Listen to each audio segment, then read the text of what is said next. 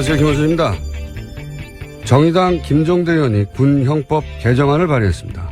92조 6항 동성애 관련 조항 때문입니다. 현행 군형법은 영내가 아니라 사적 공간에서 합의된 관계도 처벌합니다. 김 의원은 이를 성적 자기결정권과 사생활 자유의 침해라고 지적합니다. 유엔에서도 이 조항은 이미 2차례 폐지 권고를 한 바 있죠. 그런데 이 개정안 때문에 김 의원 사무실은 엄청난 항의를 받고 있다고 합니다. 우리는 흔히 동성애자를 반대한다는 표현을 씁니다. 이 표현이 왜 문제가 되느냐. 존재를 반대할 수는 없는 거죠. 빨간색을 반대한다. 말이 안 되죠. 마찬가지 이유로 흑인을 반대할 수 없습니다. 흑인을 싫어한다 표현만 가능한 거죠. 생각해보면 실제로는 그렇게 싫어하는 걸 반대한다고 표현하는 겁니다. 왜 싫어하느냐? 다르니까. 인간 본성은 다른 존재를 두려워합니다. 두려운 게 싫고 그리고 혐오가 되는 거죠. 그러니까 이 논란의 본질은 존재하는 소수자들을 다수가 자신과 다르다는 이유로 혐오하여 그들의 시민적 권리를 제약할 수 있는가? 결국 이 문제입니다. 이 문제에 관한 사회적 합의와 입법은 아마 오랜 시간이 걸릴 것이고 진척은 더딜 것이며 논쟁은 격할 겁니다. 어느 나라에서나 그랬습니다.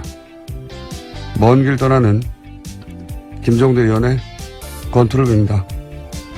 김어준 생각하겠습니다.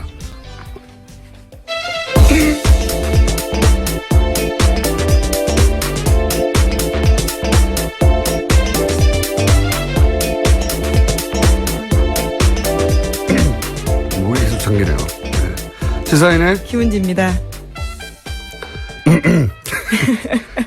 자, 목을 풀지 않았더니. 예, 월요일 아침부터 많은 분들이 깜짝 놀라시겠습니다. 네, 목을 풀고 시작했어야 되는데, 저희 책임 PD가 얼굴이 제가 마음에 안 들어가지고 쳐다보다가. 갑자기 왜 그쪽으로 가십니까? 그러니까요, 그냥 생기기 마음에 안 들어요. 자, 첫 뉴스는요. 네, 북한이 오늘 새벽 탄도미사일로 추정되는 발사체를 발사했습니다. 합동참모본부에서 밝히길 북한은 오늘 오전 5시 39분 강원도 원산 일대에서 동쪽 방향으로 불상의 발사체를 발사했다라고 밝혔습니다. 이어서 대통령이 관련 상황을에게 즉시 보고했고 오늘 오전 7시 반에 NSC 상임위 개최하겠다라고 알렸습니다. 6월 말로 예정된 걸로 알려진 이 한미 정상회담, 그 전에 제가 보기에는 앞으로 더 쏠 것 같아요. 예. 최근에 중국과의 관계도 이제 북한이 안 좋은데, 한중 관계가 이제 사드 이전으로 정상화되면 더욱 북한 입장에서는 압력을 받을 테니까 그런 목적도 있는 것 같고, 그 전에 그래서 계속 존재감을 드러내는 이러한 미사일 발사가 있지 않겠는가. 속 보니까 여기까지밖에 전달해 드릴 내용이 없고, 좀 구체적인 내용이 나오면 내일 또 다루기로 하고, 다음 뉴스는요? 네, 황교안 전 총리가 세월호 수사에서 외압을 했다라는 구체적으로 관련된 내용들이 드러났는데요. 한겨레 신문이 오늘 아침에 보도했습니다. 황교안 전 총리가 법무부 장관이던 2014년 세월호 사건 수사 과정에서 해경 1, 2, 3정장에 대한 업무상 과실치사 혐의 적용을 막지 못했다는 이유로 당시 변찬우 광주지검장을 크게 질책했다라는 건데요. 또 김주현 당시 법무부 검찰국장도 업무상 과실치사 적용을 놓고 광주지검 수사팀을 지휘하던 조은석 대검찰청 형사부장과 여러 차례 언성을 높이면서 충돌했다라는 겁니다. 이 뉴스는 이제 몇 차례 저희도 전달해 드렸는데 이번에 이제 구체적인 이름, 직책들이 이제 등장을 하네요. 예, 네. 특정되기 시작한 겁니다. 그 내용은 간단하거든요. 해경 1, 2, 3정, 그러니까 세월호 침몰 당시 가장 먼저 도착했던, 그런데 이제 탈출 방송을 했다고 처음엔 거짓말 했다가 나중에 알고 보니 안 했던 그 해경 1, 2, 3정에 대해서 업무상 과실치사 혐의를 광주지검에서는 적용하려고 했는데, 근데 그걸 박근혜 정부에서는 막았다는 거죠. 네, 계속 윗선에서 방해했다라는 겁니다. 왜냐하면 이제 업무상 과실치사가 되면 정부 책임이 되니까, 당시 박근혜 정부는 이게 단순한 해상 교통사고다. 교통사고인데 무슨 정부 책임이 있느냐라고 프레임을 짰는데, 그게 아니라 해경이 업무상의 과실치사를 했다라고 하면 이제 정부 책임이 되기 시작하는 거죠. 이걸 네. 끝까지 막으려고 했고 그 정황이 이제 구체적으로 누가 어떻게 방해했는지가 네. 이름까지 계속 나오는 겁니다. 나오기 시작한 거네요. 이게 몇 번 다뤄졌었어요. 그러니까 특검 때는 여기까지 가지를 못했고 당시 포커스가 이제 대통령과 이재용 부회장의 뇌물죄였기 때문에 영향이 거기 총 집중됐었고 이게 이제 특수본 그 이후 이어받은 특수본 때도 이 문제를 들여다본다고 했지만 실제로 황교안 총리나 수사를 안 했죠. 네, 핵심 당사자 부르지 않고 수사 마무리했습니다. 네.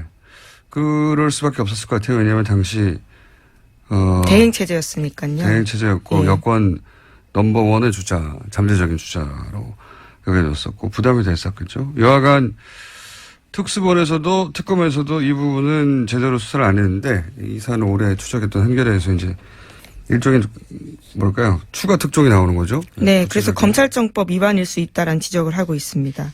검찰청법 위반이라는 건 원래 이제 구체적 사건에 대해서는 법무부 장관이 검찰총장만 지휘 감독할 수 있는데 그렇죠. 이건 개별 사건에 대해서 여러 사람이 계속해서 압박했다 이런 내용입니다. 그리고 나서 압박을 당했던 왜냐하면 결국은 황교안 당시 법무부 장관 더 거슬러 올라가서는 박근혜 정부의 뜻을 거스리고 일선지검에서 이걸 적용을 했거든요. 예, 그렇죠. 법무상 과실치사로 적용을 해버렸더니 무슨 일이 벌어졌느냐. 사람들이 좌천되지 않았나요? 네, 인사보복을 당했습니다. 인사보복 당했다는 이야기는 과거에도 전해드린 적이 있는데 더 구체적으로 그 외의 사람들도 어떻게 됐는지가 이번 보도에 나와 있는데 변찬우 광주지검장이 좌천됐다라는 이야기는 과거에도 전해드렸는데 이분은 아예 검사 옷을 벗었죠. 예, 그렇습니다. 뿐만 아니라 당시 그 해에 옷을 벗었어요. 예. 아, 그 다음 해입니다. 다음인가요? 예, 예. 2015년에요. 잘못했군요, 제가. 네, 그 다음입니다. 그리고요. 예, 뿐만 아니라 이두식 광주지검 차장도 서울고검으로 밀려났다가 검찰을 떠났다라고 하고요. 이분도 떠났고. 예. 조은석 형사부장도 결국은 좌천됐다라고 합니다. 그리고 뭐 전보됐다가 어디로 밀려났다 이런 얘기가 이제 떠돌기만 하다가 구체적 이름과 보직이 이제 나오기 시작한 이 사안은 다시 수사해야 되겠네요. 네. 알겠습니다. 다음 뉴스는요. 네, 박근혜 전 대통령이 탄핵안 가결로 직무정지된 상태에서도 청와대가 특수활동비를 올해에만 35억 원 썼다라는 보도가 나왔습니다. 계속 뉴스가 나오는데. 네.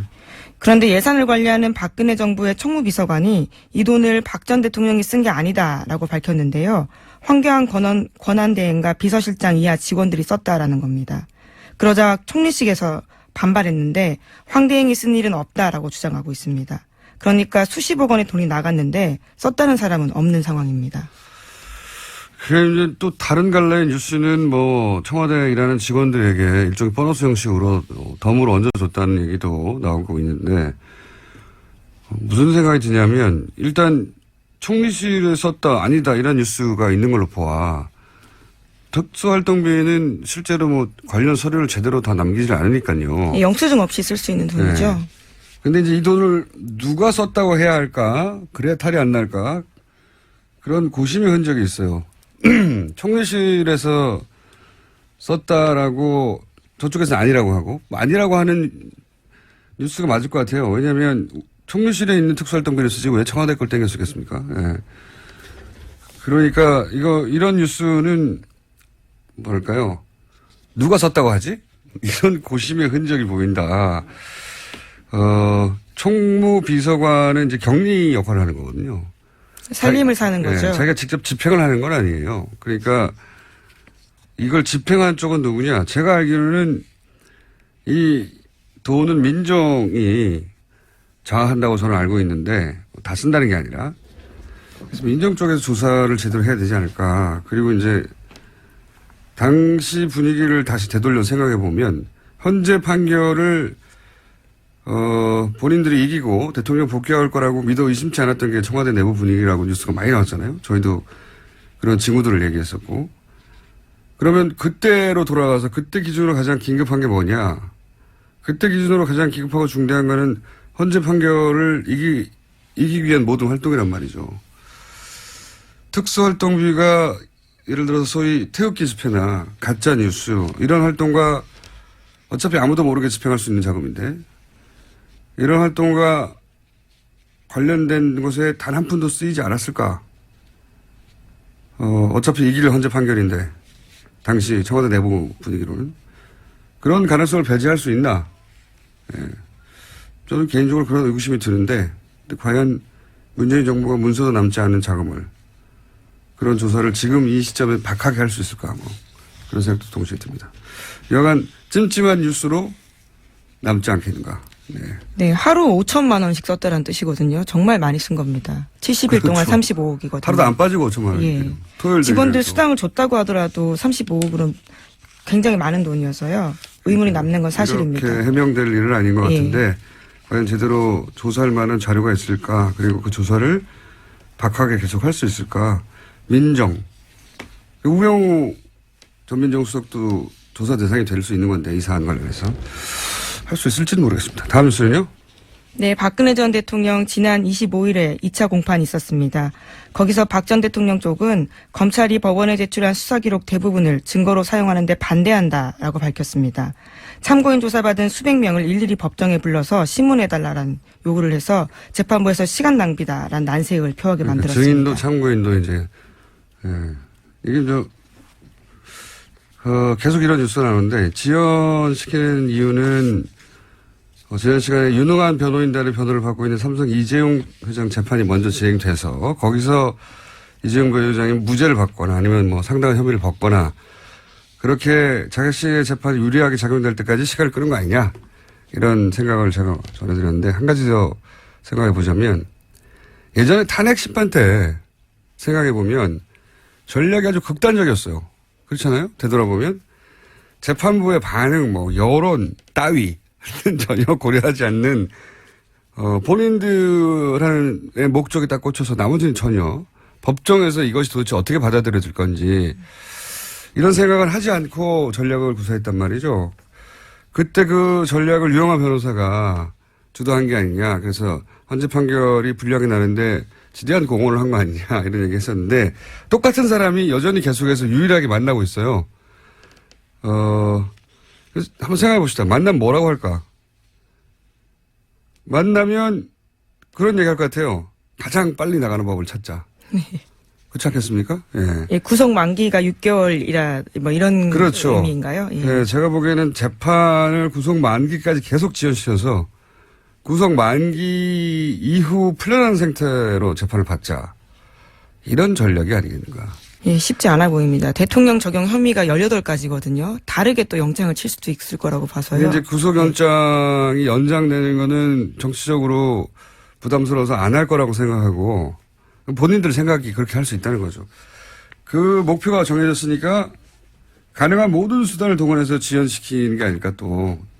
지난번에도 얼토당토하는데 저희가 보기에는 그랬잖아요. 근데 그랬던 두 분이 또 만났잖아요. 나머지 그건 잘못된 전략이다. 법정에서 불리하다. 말해줄 사람이 없는 것 같으니까 그런 이유도 있지 않겠는가. 그런 전략일 가능성을 배제할 수 없다. 이분들이 해왔던 전력을 보면 이재용 부회장 재판까지 기다리는 것만으로는 법정에서 좀 불리하거든요. 재판부에 불리한 인상, 나쁜 인상을 주는 거거든요. 그렇게 보일 가능성이 큽니다. 예, 의도적으로 지원한다고 보이게 되는데 그거를 개의치 않는 거죠 지금. 그럴 가능성도 있는 것 같습니다. 다음 뉴스는요. 네, 이낙연 국무총리 후보자 국회 인준이 난항 겪고 있습니다. 위장 전입 논란으로 촉발된 야권의 공세가 계속되고 있고 여야 입장차가 좁혀지지 않고 있습니다. 그리고 이제 야당은 문재인 대통령이 나와라. 예, 이거는 문재인 대통령이 해결해야 된다. 네, 입장을 밝히라라고 예. 요구하고 있습니다.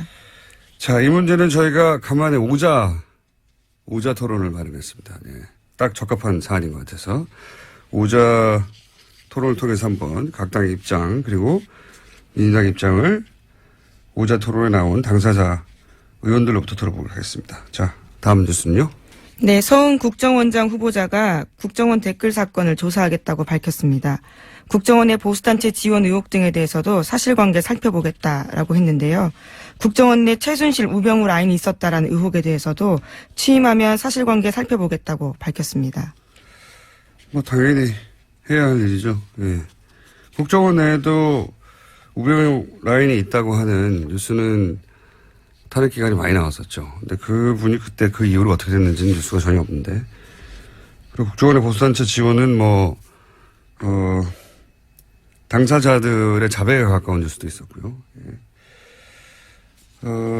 댓글 사건도 윤석열 검사가 컴백한 이상 이 사건도 역시 다시 다뤄주겠죠. 네. 알겠습니다. 다음 뉴스는요. 네, 녹조에서 나오는 독성 물질인 마이크로시스틴이 4대강 바닥에 쌓인 펄에서도 검출됐다라는 JTBC 보도가 있었습니다. 겨울철에 수거한 펄에서 나온 건데요. 녹조가 심해지는 여름에는 수치가 더 높아질 것으로 보인다는 겁니다.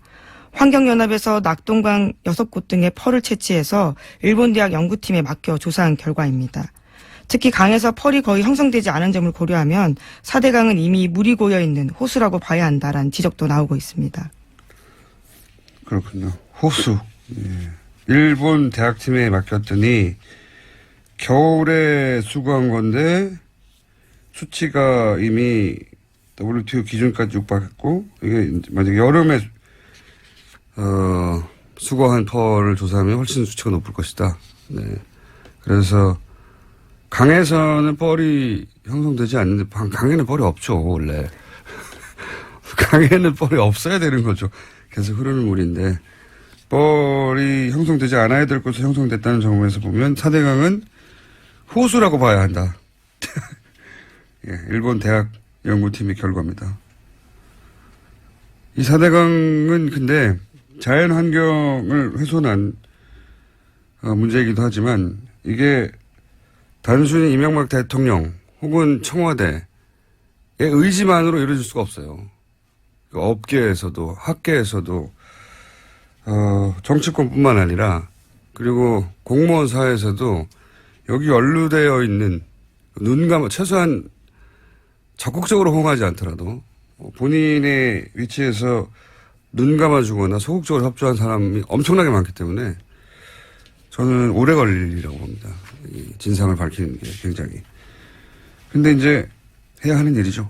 네, 환경단체에서도 4대강 인명사전 같은 거 만들어 놓은 게 있거든요. 거기 보면 말씀하신 인물들에 대해서 나온 것들이 있습니다. 근데 그건 이제 그 밖에서 바라봤을 때 책임 소재고 실제 이제 문재인 정부가 감사를 통해서 내부 감사를 통해서 밝혀질 일들은 그보다 더 클 수도 있고 또 밖에서 보기에는 이 사람이 책임자였는데 알고 봤더니 훨씬 더 중요한 인물이 있었을 네, 수도 그렇죠. 있고 그렇게 밝혀져 가겠죠. 근데 인물 중심으로 갈 수는 없지만 인물을 다 배제하고 갈 수도 없는 큰 사건이다. 예.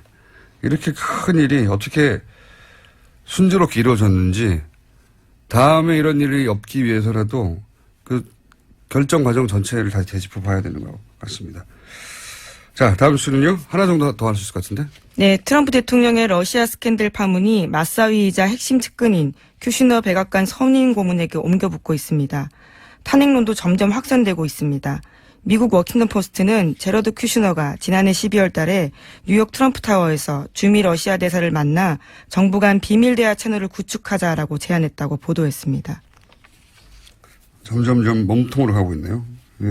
그동안은 보좌관이나 특보 이런 얘기였는데 이제 가족으로 가네요. 예.